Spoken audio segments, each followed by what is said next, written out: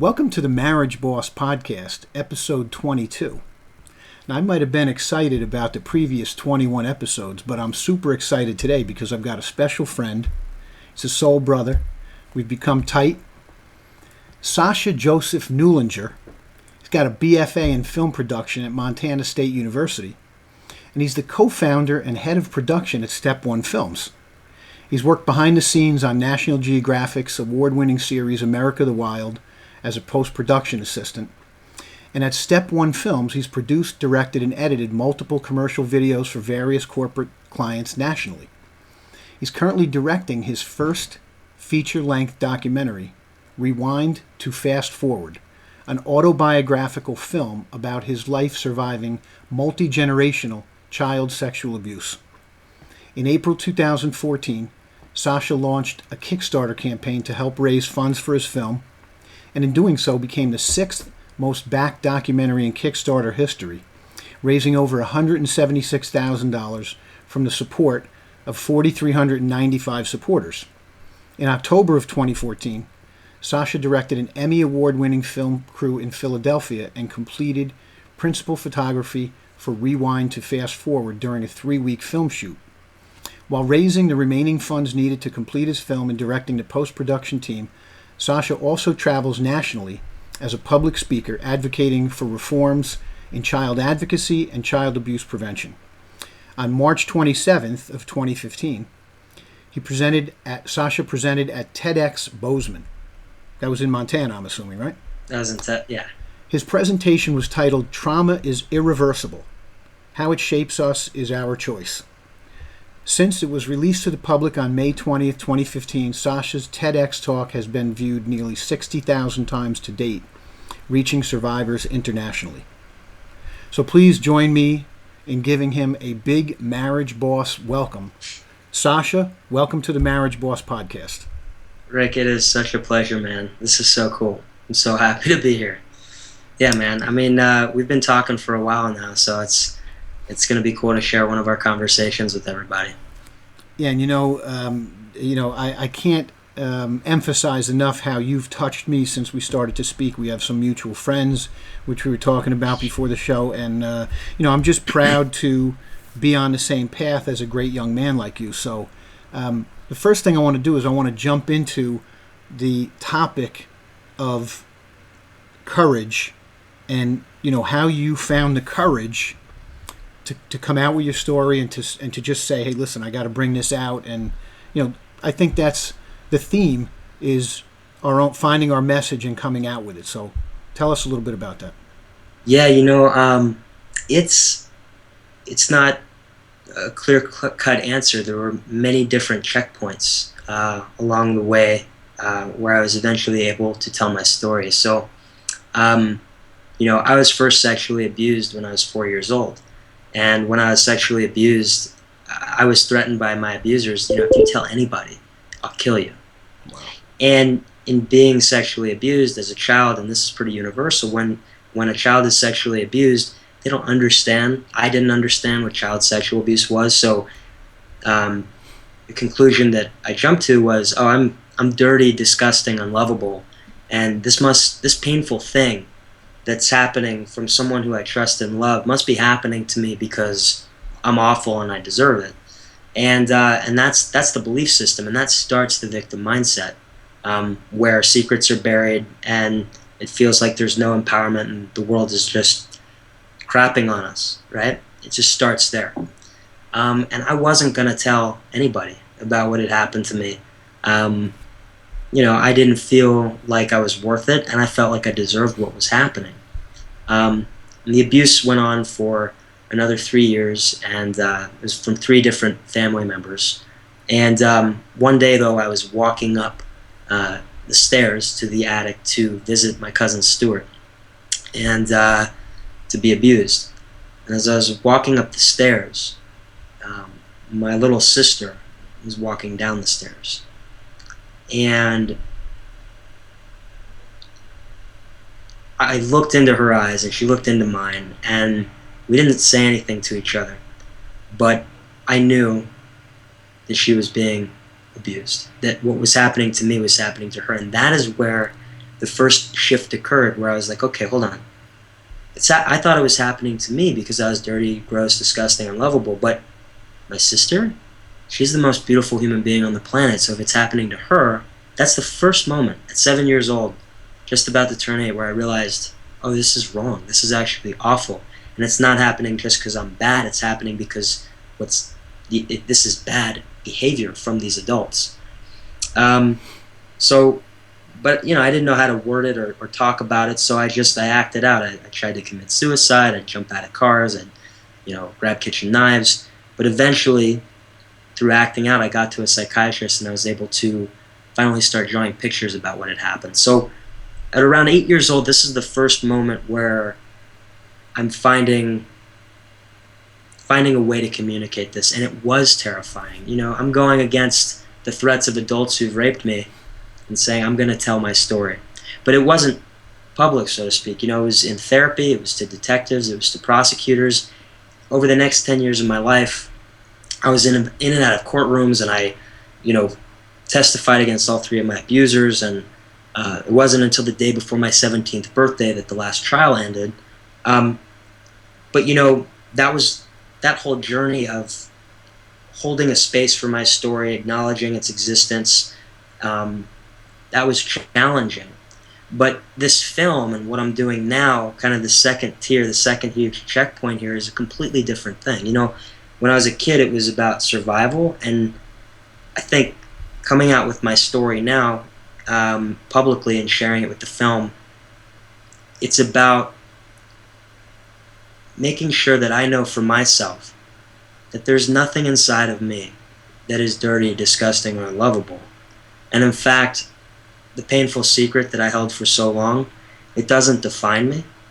And in fact, by sharing my story and sharing it with the world, maybe we can create a dialogue so that this isn't happening, so that the secret isn't being held, so that the more we talk about it, the more we can do what we need to do to reach into our communities and provide awareness and support for families and children who are suffering from abuse. End of the trial, 17, and at around 23 years old, I decided to make this film, and it, for lack of a better words, it really scared the shit out of me to open up this way. But almost 3 years have gone by since I decided to start this journey, and it feels incredible. It's been liberating and amazing. Well, when we first came together and I was looking into this, I thought to myself, how am I going to present this young man's story in such a way that it inspires and motivates other people? And so you and I came to the word permission together. And so what we're hoping today by talking about this, you talked about communication, you talked about opening up, you talked about telling your story. And so a lot of our audience might be asking right now, Rick, what does this have to do with the marriage boss and love and money and relationships? And the bottom line is it has everything to do with it, because we're all struggling with secrets and things that have happened to us and traumas that we've undergone. And so the beautiful thing about your sharing and us coming together to present this information and to keep the ball rolling for you is that we're hoping that someone out there might say, wow, if this young man has the courage and the platform to speak his own truth and share his voice, maybe I can too. And so what we're hoping is that all of you out there might say, wow, I think maybe I need to talk about something that happened, or maybe something that I did. It doesn't have to be just if you were a victim of something. It could be that maybe you did something that you want to get off your chest and you want to begin to talk about and have a conversation. So this is really about permission, and that's kind of like the theme. We talked a little bit about whistleblowing and courage, but certainly what we want to do is give everyone permission to talk about everything in their lives. And so, I've appreciated your vulnerability, your honesty. We talked earlier about how I feel uplifted when I'm around you, when I talk to you, when I see you, when I think about you. I feel like I am transformed somehow. So there's a magic in this conversation. And, let's talk a little bit about relationships and how not only your situation impacted your relationships, but what you've done going forward to communicate and change some of the past relationships and maybe going forward. Oh, yeah. Well, I think what I've come to realize for myself is that all the relationships I have with others, or the relationships that I choose to engage in with others, the path always leads back to who am I and what's my relationship with myself. So reflected outward, that affects how I conduct business, how I show up as a filmmaker, the types of partners I choose in romantic relationships, friends, how I interact with my family.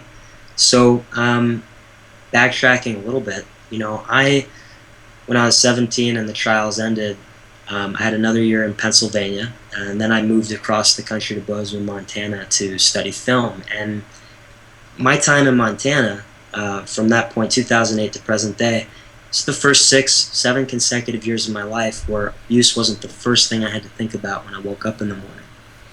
So I felt like I had escaped that incredibly challenging, painful experience, and now I could just cut myself off from that and move forward and just never think about it again. And what I didn't realize then, but what I can definitely see now, is when I did that, I think I put a negative weight on the experience that I had, so much so that I devalued the part of myself that was courageous, that did come through all of that pain, to be able to now have a functional life. So by disconnecting from that part of myself, from that part of my journey, I tried really hard to keep that part of my life in a closet. So socially, nobody knew in college what had happened to me, and but I always had this lingering feeling of, if somebody finds out that I was sexually abused, how does that affect how people see me and view me as a man? How does that affect how people view me and see me as a capable, functional human being? How does that affect people's judgments of me? And because my life had been about survival, I hadn't yet developed a sound enough voice of, hey, not so much about what other people think, what do I think about myself? Yeah. So I overcompensated, right? There was still, my light was shining through, but when people got too close, I'd push away. I was lifting really, really, I had like this big build. I was bicking my head down, so it was like shiny. I was wearing a leather jacket, big, carpenter boots, and just attitude. And how can I project an image of man so that my manliness can't be questioned? Mm-hmm.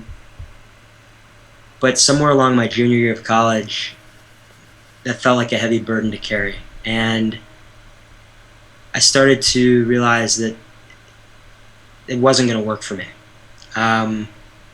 And slowly over time, and now as we're sitting here today, I've definitely learned that loving myself means embracing my fear. It means embracing my vulnerabilities. It means being willing to look inward and say, hey, here are some patterns that you have, or some things that maybe are preventing you from having the life you want to have. What is that inside of you? And you can't put that on anybody else. I've got to look inside of myself and say, who do I want to be? Where's the beauty? And how can I make sure that I don't prevent my own beauty from shining through? Wow. And through that journey, it's been terrifying. There's nothing easy about it, but yeah, it's terrifying. And you know what? Vulnerability and owning your feelings and being willing to express them, I think it's manly, because it takes a shit ton of courage, and it isn't easy, and sometimes it is the scariest thing you can do. And what I would say about how it's affected my relationships is, it's coming in waves. So as I continue to engage in business with women, everything else, It started out, when I started reaching out to the world, saying, okay, I'm going to do this, there's bumps along the way. I think as we share ourselves with other people and we engage in our environment, our social environment, we create opportunities to learn about ourselves. What pieces are there that maybe we had a blind eye to, and I was dating women that were not healthy for me, that were not respectful, that were even at times cruel. In business, I wasn't standing up for myself the way I needed to stand up for myself, creating healthy boundaries. But how can we create healthy boundaries if we don't value ourselves, right? So as these painful but really beautiful learning experiences presented themselves, and these learning experiences presented themselves from the willingness to look inward, open up, I've given myself the opportunity to see what isn't working, what I'm choosing, and to shift that. And it's not all or nothing, and it's a journey. I'm sure in my next romantic relationship I will learn something new. In my next business endeavor I'll learn something new. But being willing to say it's okay to not know everything. In fact, you never will. Just know how you feel and honor that. And I think that's been a key for moving forward. Well, one of the most extraordinary traits, I think, that you exude is this seeming willingness to forgive the past and move beyond it for yourself and for others. And I know that when we first met, I remember feeling this sense of heaviness about the situation, and then the more we've spoken and the more conversations we've had, and we've had some deep ones, the more freed that I have felt. So the more you have given me the strength to forgive for you and on your behalf also. Because I think one of the challenges, especially to having relationships after what you've gone through, is that the other people have to be freed of your situation. When they meet you, they have to not be affected by that and feel into that, that they and take it on. So it's admirable to, you spoke about being healthy and having boundaries and being able to love yourself. And I think that that's one of the most extraordinary things about you, is that you have this beautiful balance of loving others and loving yourself. So I'm looking forward to seeing what happens next and certainly seeing the film. But it's this is some mind-blowing stuff, my man. I mean, I'm telling you, I'm rarely speechless, but I'm approaching that during this interview. So I'm thanking you for sharing on such a deep level. And again, I want to emphasize again what this is about for me is anyone out there who thinks that whatever happened yesterday is too big. It's not. And so you can talk about it, you can bring it out, you can begin, like you said, you drew pictures. If you got to draw a picture, draw one. If you got to send a message, email somebody, write a letter and put it in an envelope and put it in a box. This is all about communicating and that relationship with yourself and others. So let's talk a little bit about what's going to come next. When is this film going to come out? When are we all going to be lucky enough to see this thing? So right now we're looking towards October 2016. Okay. So here's where we're at. We were able to raise $176,000 through grassroots efforts and Kickstarter. And when I originally did the Kickstarter, this was just a film that I wanted to do in-house. We didn't expect it to blow up the way it did and get so big, through social media and everything else. And so this budget that I initially came up with was going to be, let's make this film on the cheap, get it out there, boom, done. No big deal. And I decided to make this film. I'll backtrack for a second. I was working for Grizzly Creek Films, which is one of the co-producing companies of my film. was working for Grizzly Creek Films, and I was working on this National Geographic series, and I was sitting there at the desk, and I was thinking to myself, I love my life. I love the work I'm doing. I love my friends. I love where I live. I have an incredible opportunity to tell a story. And I was like, Dad was a filmmaker, and I know he had the video camera out a lot. So I called him up just out on a hunch. I was like, hey, Dad, do you still have all those home videos? He's like, oh yeah, I've got like 2 boxes of tapes, maybe like 200 hours of footage. I was like, send it over. He's like, well, I gotta edit out, the abusers. I don't want you to get up. I was, no, Dad, send me the tapes. I gotta see this. So I got these tapes, and they were unlabeled. So, one moment it'd be my 3rd birthday, or I'd be an 11-day-old baby being held, and all of a sudden it would cut, and there's my abuser. There's abuser 1, there's abuser 2, there's abuser 3. So I knew I needed to make this film. But again, I had just graduated film school, so when I looked to raise the money for this film, I was like, okay, I'll do this in-house super cheap. But when we did the Kickstarter, a lot of industry professionals reached out, including Skywalker Sound. Wow. So Skywalker Sound are the guys that do sound design for Star Wars, Saving Private Ryan, Titanic. Wow. They're on board. They're going to do our sound design. Wow. I've still got to raise the money for them. Yeah. Because they came on board. We've had other filmmakers come on board, big ones. So David Zeef was a creative consultant for the Academy Award-winning documentary The Cove. Wow. He's going to be our creative consultant. And then on top of that, now we want to find an Academy Award-winning editor. So we go from having a film that's going to cost, $176,000 to, shot super cheap, edited super cheap, to now a film that is going to cost a lot more, but it was shot by an Emmy Award-winning film crew. The sound design is going to be from Skywalker Sound. We're going to have the best editor money can buy.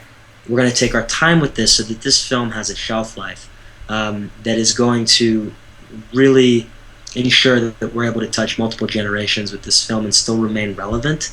Because while the story is there, it's also about having a film that's entertaining and not too overwhelming. And it's got to be skillfully crafted. So, long story short, we're finished filming.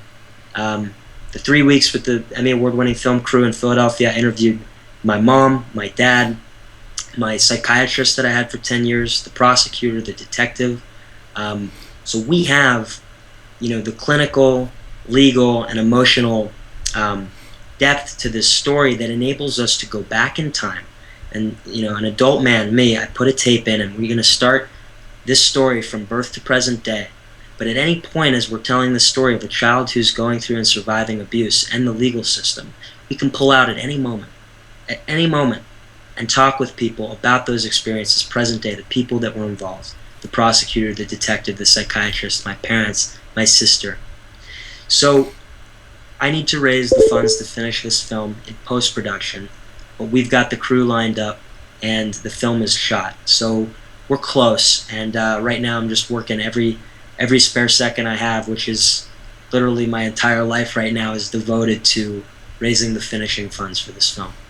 Well, all of the homework I've done and everything I've seen so far in these in-depth conversations, not only about the making of this film, but the making of you, and to see the story, I'll be looking at this from a very different perspective when I first see the final film, because I'm going to be thinking about the individual, but then this amazing person that has come out of it, and the gift that you're sharing with the world on so many different levels. And I want to thank you for sharing it with me, and then certainly our audience, which I hope the audience for your film is going to be everybody, because this is something that everybody needs to see. There is nobody who doesn't need to see and kind of get into what's going on here on all different levels. Well, the stats right now, 1 out of every 3 girls and 1 out of every 5 boys are sexually abused before they're 18. Oh. So when you think about that, Jesus. Okay, when you think about that, why isn't this the number one topic that we're discussing in this country right now. It is so prevalent. But to have this conversation and sustain it to a point where we can actually make a difference, it requires the focus, attention, and emotional energy and stamina from everyone in our society to say, yeah, this is really terrifying. Yeah, this is awful. Yes, let me actually think about it for a second. What is child sexual abuse? These are the numbers. People, in my experience with public speaking about this topic and everything else, I travel around and people are willing to hold a space for this discussion for about an hour. And then they got to take a break. But what I would say is that if there are millions of children in this country and in the world who have the courage to tell an adult and talk about what's happened to them, then there is absolutely no excuse for us as adults to not have the courage to hold a space in our hearts and in our minds, no matter how scary or emotionally draining it is, to hold a space where we can continue to have this conversation and be effective in making the change that we need to make so that we can ensure the children are getting the adequate help that they need to heal and be healthy, connected human beings so that by the time they're adults, they have their self-love and self-empowerment back. And for all of the adults that are struggling silently, that think they're separate from or less than those around them, we need society to hold a space for them and say, you know what, you're not dirty, you're not gross, you're not disgusting. In fact, you're safe and you can talk about it. But we have to have that courage. So if we think about 1 out of every 3 girls and 1 out of every 5 boys, it's so many people.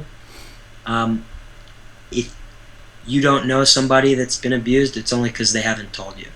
And for the rest of society that hasn't been abused, the 2 out of every 3 girls, the 4 out of every 5 boys, they'll definitely know someone who's been abused, and it is affecting our life because it's affecting our society. I'd be interested to see how many people in prisons or in rehab clinics experienced abuse.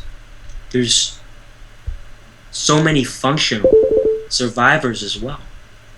In fact, like you said, what is this courage, to hold the pain of the secret? The courage that it takes just to hold that pain and move forward in life after abuse as an adult is incredible.